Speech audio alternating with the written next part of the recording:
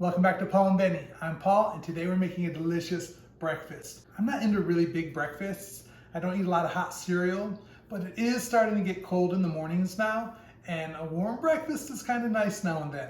So this week I learned a new technique for making delicious oatmeal. Maybe it's not new to you, but I never heard of it before, so I'm going to share it with you. It comes together really quickly. Check it out. I know everyone's posting crock pot and Instapot recipes this time of year, but we never really use one. But we were so happy to see this rice cooker recipe because we use our rice cooker all the time. I will be sure to add the full recipe below in the caption, but I'm just adding some water and some milk here as my liquid. But I'm going to add in about a half a cup, maybe a little more, of oats. And then I'm going to add in my vanilla and my cinnamon and my sugar. And you might notice that I wasn't really paying attention because I was more focused on recording. I added a bit more sugar than I should have. Oh, and some salt. Yeah, a little bit more sugar than I should have, but it still tasted really good. It was more on the dessert side, but I didn't mind one bit. Here, the cinnamon. I wish I would have thought right here. I would have used brown sugar instead of the white granulated sugar. His recipe actually called for coconut sugar, which I think is lower glycemic also. He makes pretty healthy stuff. But I didn't have coconut sugar. I just went with what I had. See, I'm putting in a little vanilla here, just a touch. And then the star of the show, the banana. It was a fairly small banana, so I used about 3/4 of it.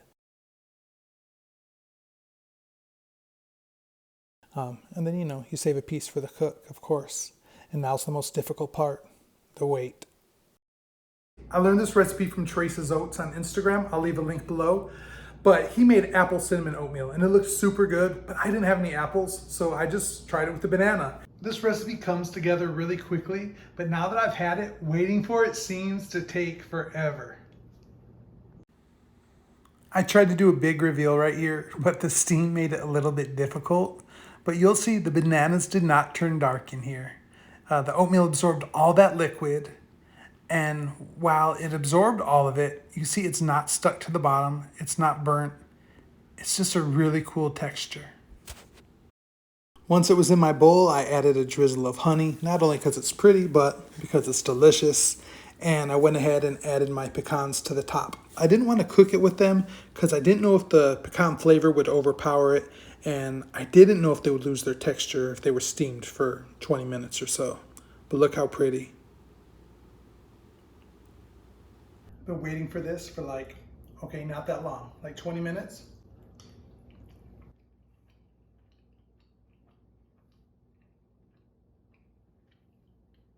It's really good. It borderlines on dessert because I put that drizzle of honey and those pecans on it.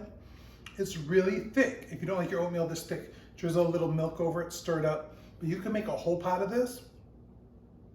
Save it in the refrigerator, warm it up as you need it. There's no need for instant packets. This is too good.